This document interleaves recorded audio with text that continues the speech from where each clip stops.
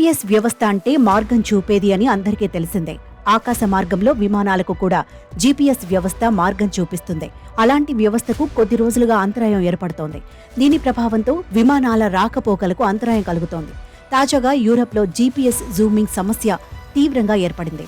దీని ఫలితంగా దాదాపు 1600కు పైగా విమానాల రాకపోకలకు ఆటంకం ఏర్పడింది. ఈ విషయాన్ని జీపీఎస్ ట్రాకింగ్ సంస్థలు వెల్లడించాయి.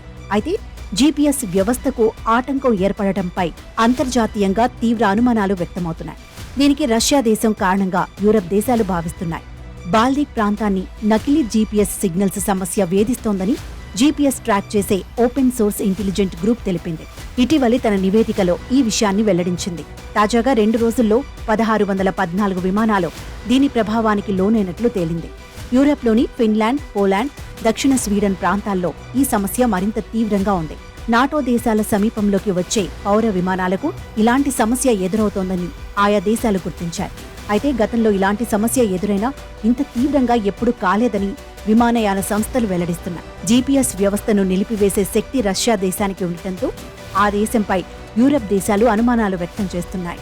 ఇటీవలి అంతర్జాతీయంగా రష్యాపై యూరప్ దేశాలు తీవ్రంగా వ్యతిరేకిస్తున్న విషయం తెలిసిందే.